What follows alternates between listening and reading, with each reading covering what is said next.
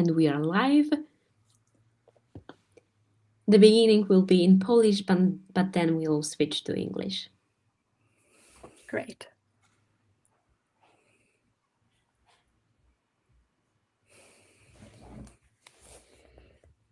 And I think that we are already live on YouTube. Yes, I see us on YouTube. And I will check our Facebook page. Yes, we are live. Dobry wieczór wszystkim. My za chwilkę rozpoczniemy dzisiejszy webinar poświęcony kardiochirurgii. Dzisiejszy webinar zostanie poprowadzony przez Marysię Łuszczyn z naszego zespołu Spółdzielni Wiedzy. Mamy wyjątkową gościnię, która opowie nam o swojej drodze w kardiochirurgii, nie tylko o aspektach klinicznych, ale i naukowych, z insightem, jak można poprowadzić swoją ścieżkę już na etapie studiów. Webinar będzie w języku angielskim i po webinarze nagranie z całości będzie dostępne jak zwykle na naszym YouTubie i na Facebooku. Przekazuję głos Marysi i Julii. Girls, the floor is yours. Dobry wieczór wszystkim. Dziękuję Milena za ten wstęp. W takim razie zapraszam Was na bardzo ciekawy webinar z wyjątkowym gościem, ale najpierw przejdźmy może na angielski, żeby było nam łatwiej. Today we have the great honor of welcoming Julia Rogaczewski, a rising star in cardiac surgery, a scientist and an activist. We invited Julia to our webinar to tell us something about her journey in cardiac surgery, from her childhood dream to starting her residency at one of the best European centers. So, Julia, the floor is yours. Thank you so much for the invitation. I will share my PowerPoint presentation first. Okay, I hope that everyone can see my screen and the slides. Yes. Good afternoon. Yes, perfect. Good afternoon, everyone. I'm truly honored to have the opportunity to share my journey in cardiac surgery today at the Fundacja Kobiety webinar. This invitation is especially meaningful to me as I have Polish roots myself. It is a privilege to speak to a community that is dedicated to supporting and empowering women in surgery. And my name is Julia Rogaczewski. I would like to share with you my personal journey from a childhood passion to international clinical and research experiences in cardiac surgery. And I hope that my story will inspire others, especially young women considering a career in surgery. And before I start sharing my journey, let me give you a brief overview of today's presentation. We will begin with my early inspiration and how I developed a clear vision to become a cardiac surgeon. Then I will walk you through the key training and international experiences that have shaped my career so far. Next, I will share lessons I have learned along the way, the challenges, growth opportunities, and defining moments that have guided me. I will then offer 10 key tips for women pursuing careers in cardiac surgery, focusing on practical strategies, mindset, and career guidance. Finally, I will share some closing thoughts and take-home messages at the end of the presentation. And this agenda will guide us through my journey from a childhood dream and passion to an international cardiac surgery career. Let's start. My journey began very early at the age of 7. I already knew that I wanted to become a doctor. I was fascinated by science, by subjects like biology and chemistry, especially in school already. And this fascination naturally led me to the heart, its anatomy and its incredible function. And I spent hours in school reading about the heart, watching surgical videos as well of operations, of different cardiac surgeries, and trying to understand every single step the surgeon is doing in this video. And by the age of 12, I had made a firm decision. Then I wanted to become a cardiac surgeon, and this is my career goal and my dream. To pursue this goal, I focused on academic excellence. And I was admitted directly to medical school at the University of Bonn in Germany with the best grades in my school history. And early in my studies, I took then the initiative to approach the head of cardiac surgery, Professor Bakhtiari, here at the University of Bonn. And since then, for more than 4 years, I have been working as a student assistant, gaining practical experiences, for example, on the ward, in the operating room, in research, and also in general hands-on experiences and training with simulators, for example, because this is also very important to gain practical experience as early as you can in your career. And learning the daily work of cardiac surgeons in general in this institution. And it demonstrates that professional progress often favors those who are willing to be bold and proactive. So you have to be brave and to ask also persons in higher positions, like chairmen of cardiac surgery, for example, or senior attendings. And then you will gain great opportunities and experiences. And during my medical studies, I also completed several observerships and clinical internships at several German hospitals, including Bonn, Cologne, and Leipzig. And these experiences allowed me to gain practical insights into patient care and to assist also in surgeries, to do research and reinforcing my commitment to cardiac surgery in general. And these three are very huge cardiac surgery centers, especially Leipzig, for example, or Bonn. Bonn is specialized in endoscopic cardiac surgery, so minimal invasive procedures, and it's very innovative in this subject. And we have also the simulators for this endoscopic approaches in cardiac surgery. This is great to learn with the simulators, the handling of the instruments, for example, and the different steps of the surgery before entering the operating room. My training has included extensive international experiences as well. In Switzerland, I completed clinical rotations at 4 different hospitals, learning different approaches to cardiac care. And I was also in Austin, Texas, where I did a clinical rotation, and I was invited to present a patient case with research data and current publications at a major conference. And this was an experience that boosted my confidence in presenting in front of an entire heart center with many senior attendings also in cardiac surgery. So it's very important in the subject to be brave and also to present in front of many people. This is very important. And at the Massachusetts General Hospital, MGH, and Harvard Medical School in Boston, I have participated in many hands-on trainings with pig hearts, with the wet lab, simulating heart surgery. And this is also where I witnessed my first heart transplantation in general, which was a truly inspiring moment for me, because as a child, I was watching the videos of the heart transplantation. And the teaching at the MGH was outstanding in general. It frequently included one-on-one supervision with a senior cardiac surgery attending. So this was a great training, also practical training with suturing, tying knots, etc., and doing every step of the cardiac surgery procedure on the pig heart. So very great experiences also in the US. And I then completed a 6-month research semester at the Mayo Clinic in Rochester in Minnesota in the US, funded by the Uta and Manfred Dietsche Cardiac Surgery Scholarship.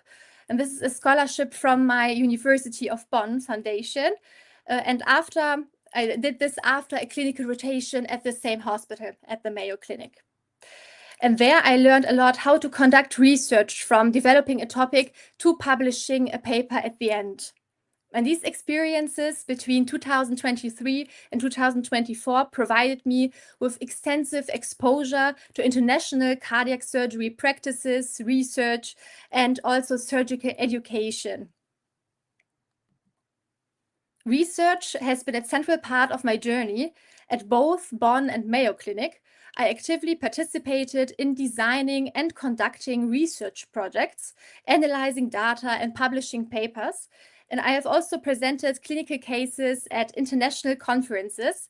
And my research focuses on aortic surgery, because I'm very interested in the Benthal-David procedures in aortic surgery in general, and also innovations in cardiac surgery, like, for example, the endoscopic approaches, areas that directly translate into improved patient safety and also outcomes. And in 2023, I was awarded the Uta and Manfred Dietsche Cardiac Surgery Scholarship from the University of Bonn Foundation for my research stay at the Mayo Clinic. And in 2025, I was also honored to receive 2 prestigious scholarships from the European Association of Cardiothoracic Surgery, because it's very important in a subject like cardiac surgery to do networking, to be part of professional societies as well. And there you can get to know many different people and have a great exchange also with people from other institutions and other countries, because many members of EX are from all over the world. And it's great to connect with them and yes, to exchange also ideas. And in January 2026, I was selected by the Aortic Association for the Aortic Masterclass Scholarship as well. I'm also a proud member of several professional societies because, as I told you, networking, particularly in cardiac surgery, is very important and is an integral part of the field. And that's why I am a member of the European Association for Cardiothoracic Surgery and also the German Society for Thoracic and Cardiovascular Surgery and the Aortic Association and also the Chirurgen e.V. And this is an organization promoting women in surgery. And this is a surgical network in Germany and Switzerland and Austria. And it's a little bit like the Fundacja Kobiety, the German version of it.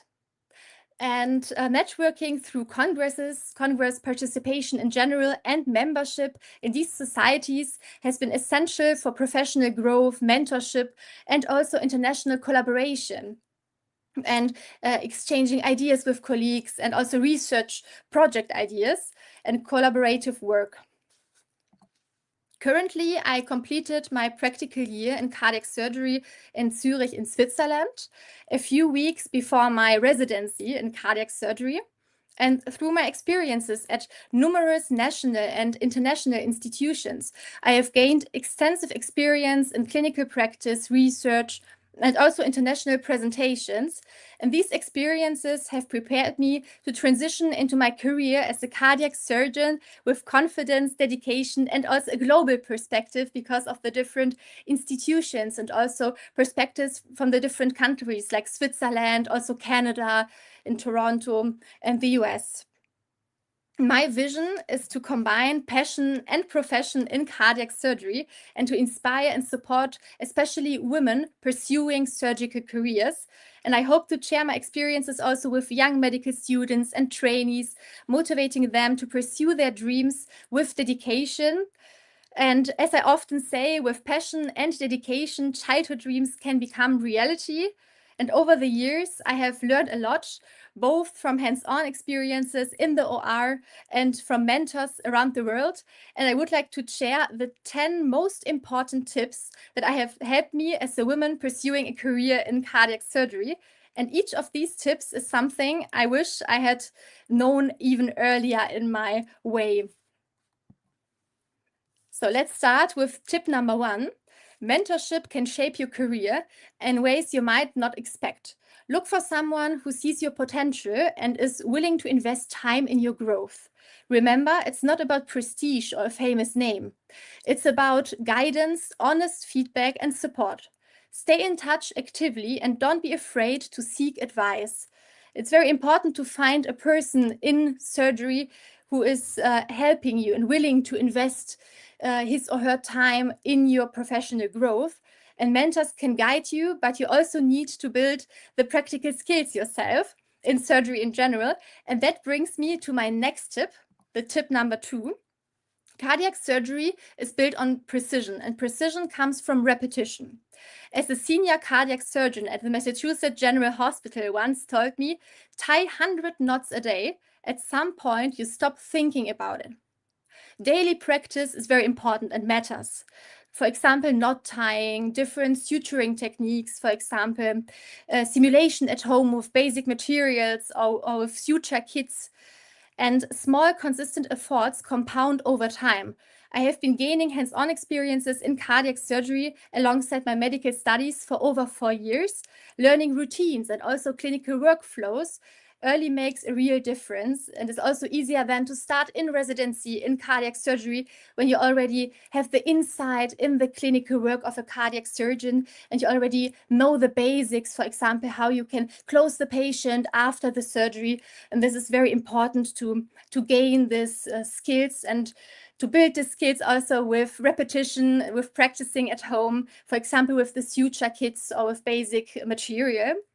And once you build these skills, the world itself becomes a classroom. And that's why my next tip is about international experience. My clinical and research experiences in North America, Switzerland, Canada, and Germany showed me how differently cardiac surgery can be practiced. Travel for research, conferences, or privately strengthens cultural competence and opens doors through networking. Visiting over 50 countries continues to shape how I communicate, work in teams, and understand healthcare systems. So it's very important to use the conferences for professional networking, to speak with senior colleagues, also with chairs from other cardiac surgery institutions, for example. And then you can also get experiences and also, for example, internships or observerships in these institutions, and there you can get many experiences and you can talk with the physicians there. Alongside the hands-on experiences, science and research will accelerate your growth, which brings me to tip number 4. Research projects, publications, and conference presentations sharpen analytical thinking and communication skills, and they create also opportunities. So be proactive, ask for projects also, maintain contacts, and take initiative early. This mindset helped me secure a position, for example, in cardiac surgery already during the clinical phase of medical school. So be proactive and ask also your senior colleagues for projects, or if you can help them with research projects. For example, I started with follow-up calls for my senior colleague, and I helped him with his research project. And then you will get more and more opportunities when you show that you know how to do research and that you can help him with the research projects. And even with skill and research, you may encounter stereotypes. So tip 5 addresses that challenge. Many women still hear statements like surgery isn't compatible with a private life, for example. In the operating room, what counts is commitment, reliability, and competence, and not gender stereotypes. So it's important, and I also know many female surgeons who successfully combine family and career. It's important to choose teams that take you seriously and support you and trust you with responsibility. So before you start, for example, your residency, it's a good idea to do an observership or clinical elective, for example, in this institution and in the team. And it's important to get to know the residents there, the team, and to ask them about their residency. And to see if this is a good team for you and your career. And to succeed in the OR, preparation is also essential. And tip number 6 will explain why preparation is essential. Presence starts long before entering the operating room. Master anatomy and procedural steps, review patient imaging, for example, thoroughly, anticipate complications, and the understanding why things happen and what comes next in the surgery allows you to integrate faster into the team, think ahead, and progress more quickly. And cardiac surgery is demanding, and tip number 7 will help you maintain resilience throughout long days. Cardiac surgery is demanding because of long operations, high pressure, and also few breaks sometimes. And true strength comes from routine, inner stability, and a supportive environment also, not from constant self-sacrifice. So sleep, exercise, boundaries, and offline time are no luxuries. They are must-haves for long-term performance. So it's important to have something, for example, like sports and travel for me, for an essential balance also, and a great career in surgery, to have something different. And alongside resilience, building connections is essential. And tip 8 focuses on networking and conferences, because conferences are valuable. and also research collaborations and international societies offer opportunities to learn and connect. And long-term professional relationships often arise from being visible and also engaged. Networking isn't just social, it's strategic for your career. And the rule is visibility creates opportunities. So I can recommend being part of the professional societies and visiting the conferences and talk to the people there and do networking. And why connections and skills are critical, your inner drive fuels everything. Tip 9 is about protecting that enthusiasm. Cardiac surgery demands a lot, but it gives also a lot in return. Precision, teamwork, responsibility, and trust. If you carry genuine enthusiasm for the field, it will sustain you through the demanding phases. And finally, tip number 10 is a reminder that you don't need to change who you are to succeed in a surgical subject in general.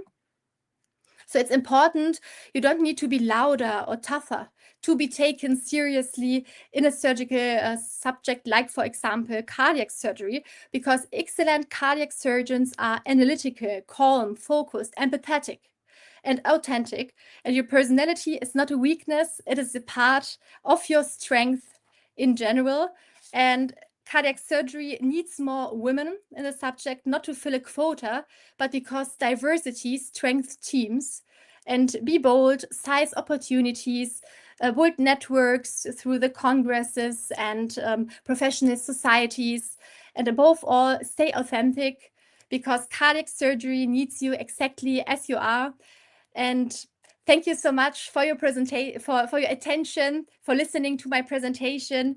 And if you have any questions or you would like to share your thoughts or experiences, I would be very happy to discuss them with you. Thank you so much. Thank you very much, Julia, for this very meaningful presentation.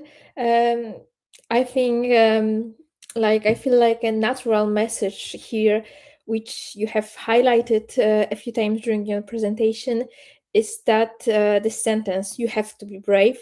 Speaking from my experience in cardiac surgery, I couldn't agree more. Bravery is the key. I mean, it's not about not feeling scared, but it's about doing things despite the fear. Yeah. Yes, it's normal to be nervous to speak in front of an entire heart center, but it's important to be brave and to take this opportunity and also take this as a chance and a great experience to talk in front of the people, because it's very important also to be part of the international conferences and to be visible in the subject. Yes, just like you have already won because you have taken the courage. Yeah, you tried. So in order not to be afraid of failure. Yeah, that's the key, I think. Yes. Okay, so thank you very much again for this meaningful presentation, and especially for the tips. I'm sure that your story made a great experience and impression on the audience, and will be an inspiration for many surgeons, not only cardiac, but to multidisciplinary development of our skills. I think we can move to our question and answer session. Okay, so first we have a few questions from our Instagram followers. So the first one is, why Bonn for med school? What do you think we should be guided by choosing a medical university and then a place of residency when we want a surgical specialty?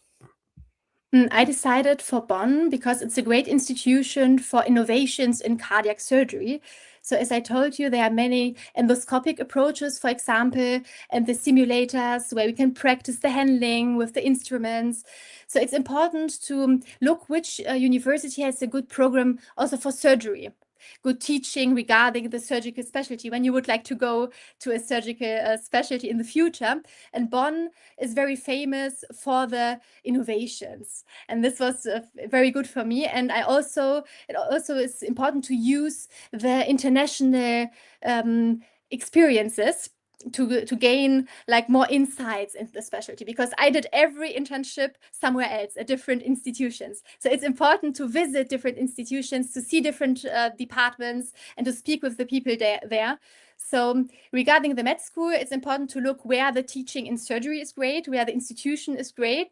And also it's important to use as a medical student the opportunity to go abroad, to go to another country and to see the system there. And then you can compare with the system in your home country and gain lots of experiences. So this is also important, I think, to be open regarding going abroad, for example. Okay, so sometimes you don't have to go beyond. Yeah, you have the opportunities throughout around your head. Okay, so we can move to the next questions if you're ready. What are your plans for a PhD? What is your approach to doing a PhD during a surgical specialization? Because as we know, it is very difficult to combine the work of a surgeon and a scientist. Yeah. In Bonn, I'm already, as a medical student, I did already research projects. And there I did like a registry for aortic surgery about type A and type B dissections. And I collected the data for this registry. And out of this registry, my plan is to get publications for my PhD. So I did this at the same time during my medical study, also the research. So I think it's important to help senior attendings first in their research projects, and then you will get step by step also your own research projects. And it's important to get involved into research very early. And I learned at Mayo Clinic a lot, how to write papers, how to collect data, how to create project ideas.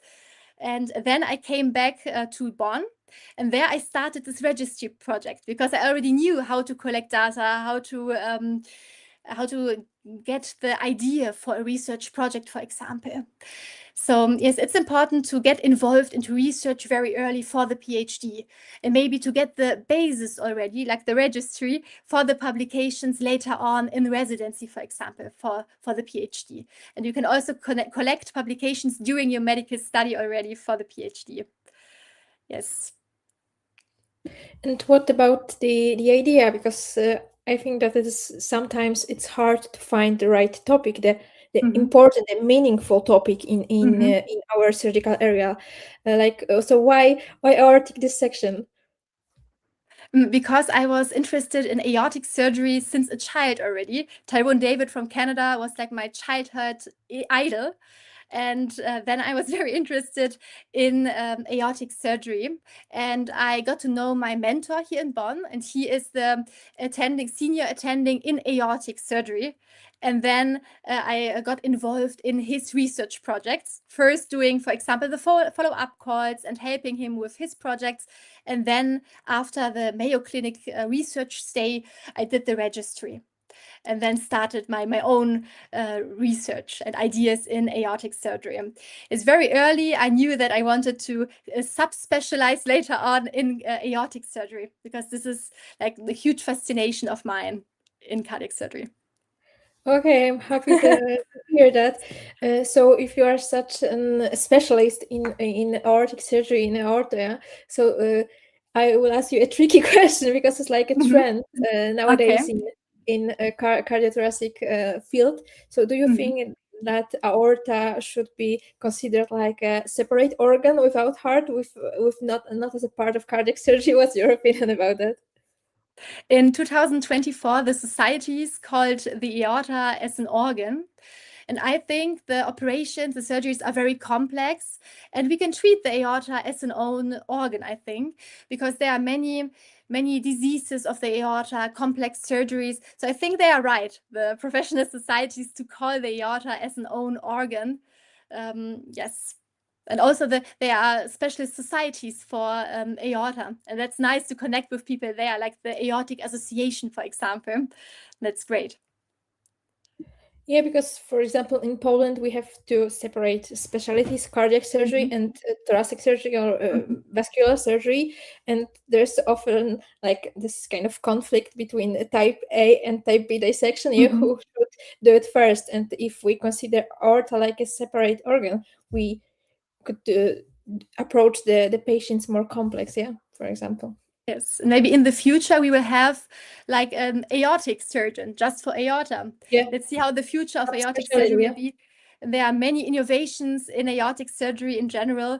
And yes, there's a bright future, I think, for aortic surgery as well. In Germany, the cardiac surgeon is operating also the TIVAs, also the type B dissections. Yeah. So everything on the thoracic aorta is doing the cardiac surgery. And everything above the abdominal aorta are the vascular surgeons. So yes, but everything is interdisciplinary work as well. Yeah, the heart team, yeah. Okay, so we can leave aorta and move to another field. Okay, so we have some questions about abroad internships.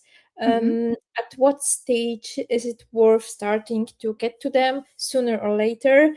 How do you get the most out of such a trip? What to pay attention to? I think as soon as possible. It's great to get experiences. I started very early with my internships, and I think this is very good. You can first observe, for example, surgeries, and then step by step get more experiences. So I think as early as possible. And it's important to stay proactive, to ask the people also at conferences or in the professional societies. And you can also write emails to the departments, to the chair of the department, for example, or senior attendings with a motivational letter and your CV, and ask them for an observership or clinical rotation. So it's important to ask, to stay proactive, and then you can get lots of experiences. So also very early you can start visiting a cardiac surgery or surgery department and see how the clinical workflow is, for example. So I think also at the beginning, it's great to get these experiences as soon as possible. Okay, so again, you highlight you have to be proactive, you have to be brave. Yeah. Yes. So key messages. Yeah, key message from our meeting today. Okay, so thank you for that answer. I think we can go to the next part. So questions from the audience, from our YouTube audience. So okay, how to stay motivated in a very unfriendly center? For now, I can't move cities, but I want to give up on my dreams. I think that's best for a resident or a student. Yeah. It's important to have this passion, not to lose the passion for cardiac surgery. So maybe you can get involved in research projects, you can present at international conferences. That's also a great motivation, or to visit congresses, to exchange ideas with colleagues at conferences. That's a great motivation every time, and to meet colleagues from other institutions. And maybe you can do an observership at another institution and see how it's there. Maybe you can change your institution when you don't have a mentor and nobody supports you in your institution. So this is an idea, and also is to get involved in research, because I think this is a great motivation to present in front of an international audience and to exchange ideas. And please don't lose the passion for the cardiac surgery. It's a great subject, and it's very important to stay motivated. And also you can practice maybe with simulators or something, the handling, and get better and better in your surgical workflow and in the OR. So yes. Yeah, I agree with you. Like, if you have the passion, you have everything. Like that's the most important. But yes. Surgery is a craft, is a hands-on job. You need to have access to the operating table to do it, to train. We have sometimes problems with that in Poland, and not only in Poland. But what do you recommend for such case? That you don't get like OR experiences very early. Not enough. Maybe to do fellowships, for example. You can go abroad in the US, for example, and there you can get a lot of hands-on experiences with fellowships. Or in Germany also. It's great to get hands-on experiences and do basic things first for CABG, for example, the vein preparation. So yes, I think fellowships are a great idea. And also to get back the motivation, fellowship is a great idea. Yeah, and do you recommend reaching it via like ESTS or any federation, or just to try to email the center or whatever? You can email the center, and sometimes your center has also collaborations with other institutions. For example, in Switzerland, there was one hospital who had a cooperation with Stanford, for example, and they are sending their residents to Stanford for 1 year or half a year. So you can ask your chair, for example, if there is such an opportunity, such a collaboration with another institution, and then you can go there, or you can apply for scholarships from different societies. There are many, for example, from the EX, there are opportunities to go abroad and to get fellowships. So you can look at the websites of the societies. They have many opportunities, many scholarships and fellowships as well. Okay, thank you for that answer. We have another question. Do you think there's an upper age limit for starting this specialization? What kind of limit they mean? Age limit. Age limit. No, I think there is no age limit, but it's very tough in the beginning. The residency time is very tough. You have 24 hours and sometimes more shifts. So it's very tough to do this shifts and also operations, which are 8 hours sometimes when you have a type A dissection, and sometimes in the middle of the night you have the emergency. For example, type A dissection, you have to go to the OR for 6 to 8 hours. So it's very tough. But when you have the passion for the specialty, there's no age limit to go to cardiac surgery residency. I think it's important to have also the ability, to have the willingness to complete the residency. And I think the mindset is more important than the age. Okay. And do you think, do you recommend going straight to cardiac surgery or doing, I don't know, general surgery first or vascular surgery? What's the best path in your opinion? In Germany, you can go directly to cardiac surgery, and it's 6 years up to sometimes 10 years. It depends on the institution where you are going.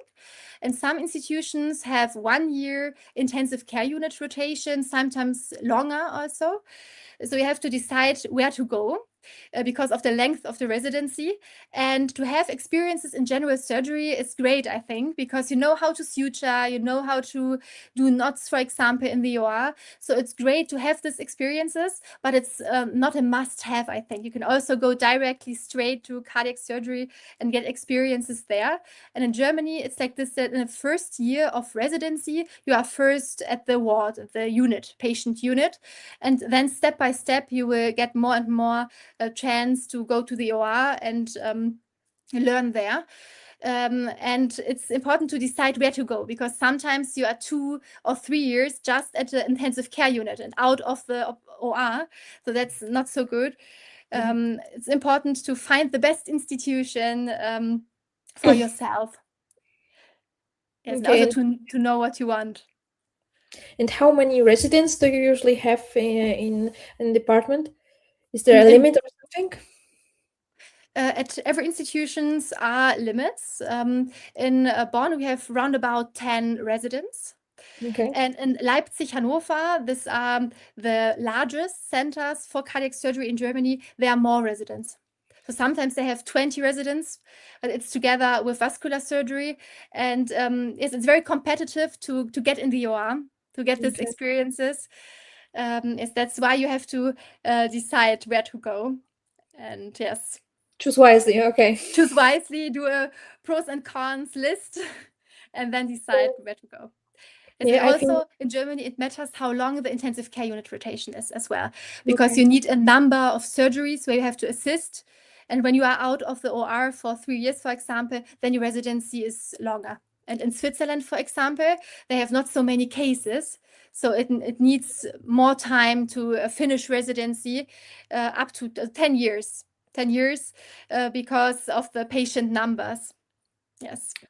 10 years is very long time. Mm-hmm. Yeah, we have 6 years in Poland In as Germany well. As well. Yeah, and we don't have like these subspecialties. We just have scholarships, a few weeks in general surgery, thoracic surgery, and vascular surgery. So we are mostly concentrated on the cardiac surgery and intensive care as well. So I agree. I think it's better because we have to gain experience in this difficult field. Yeah. Okay. We have another question from Veronica. also about the international scholarships. What do you need to do to apply for a fellowship in the USA? For example, through EX, when you get a fellowship there, you have to write a motivational letter, your CV, and to get a letter also from your senior attending or chair of your department, and then you can apply. And some institutions in the US also need USMLE Step 1 for clinical experiences. For the observership, you don't need USMLE, but the exam, you have to do this exam for clinical experiences. So it depends on the institution in the US, but mostly they need USMLE Step 1 to do the fellowship. Yes. That's very good. Yeah, it's. I can recommend Germany as well for fellowship. There you don't need any examination before. Yes. So we don't need any special examination to visit you in Bonn, as I say. Okay, and we have another question. How do I find hands-on surgical training for students? I feel like most of the offers are for physicians. There are also online courses, for example, from EX. They are for pre-trainees courses, and they show how you can practice at home, for example, with your suture kit, and they show different techniques, for example. So there are pre-trainee opportunities from EX, from the European Association, for example, which you can use. And when you are a member, you can also have free access to the webinars. The webinars are also great. And maybe your hospital also has the simulators like Bonn, where you can practice by yourself. Yes, and the EX webinars are also very good for pre-trainees, I think, to get knowledge and skills. Yeah, I also can recommend the EX for my experience. It's very inspirational. I really enjoy the webinars, and I think this the simulation centers, as you said, are not very popular in Poland.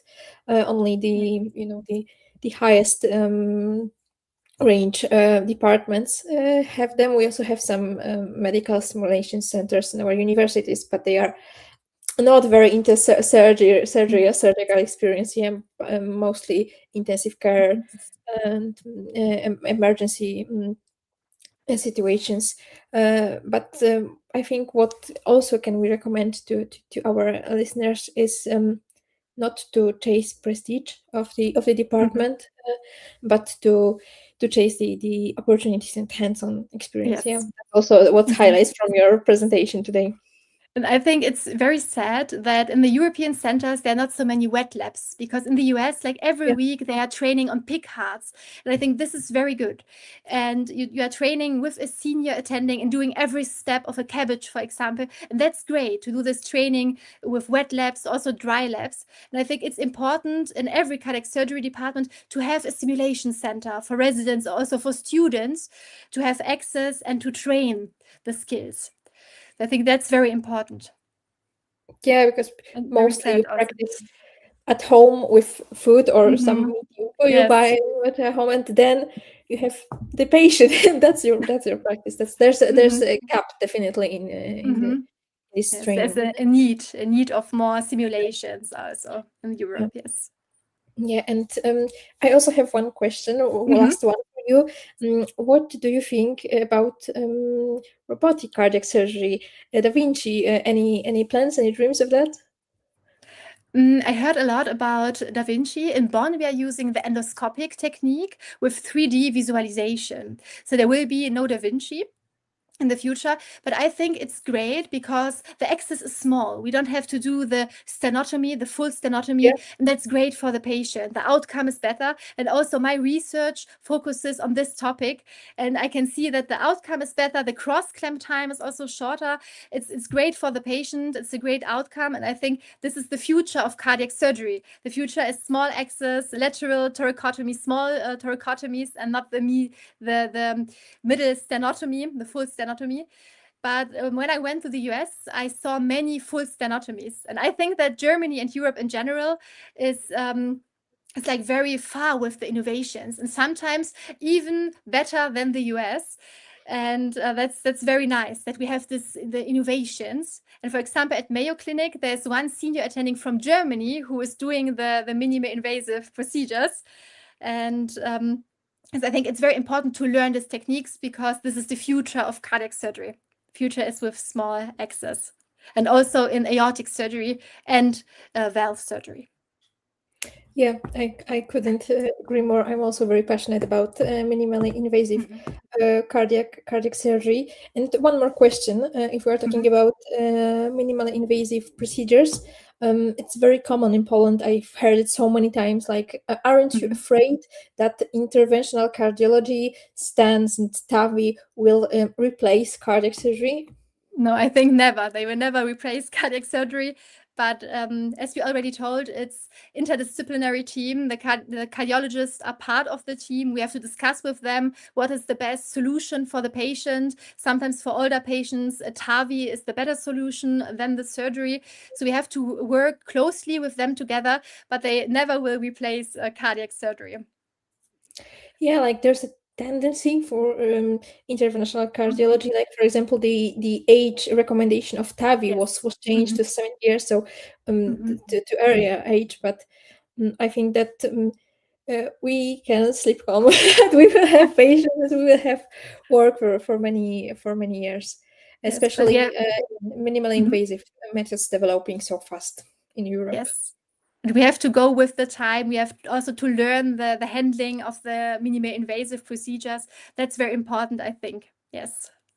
Yeah, and also the multidisciplinary approach you mentioned earlier, like cooperation with vascular surgeons, for example, for dissections. Yes. Okay, we have one more question from Veronica. Can someone without any previous hands-on experience, general surgery and cardiac surgery, become a useful member of the team at the beginning of their residency? Yes, for sure, because you are working at the ward as well. So first, you're getting experiences at the patient unit, and you learn basic things there. For example, the drains, to get out the drains after the surgery, the pacemaker, for example. So this is the first step in residency, first the ward. And when you know everything there, then you can get step-by-step hands-on experiences in the OR. And as I told you, you can practice with the simulators, you can practice at home, the basic things, how to close the patient after surgery, for example, and then you can help the surgeon with this. And it's step-by-step.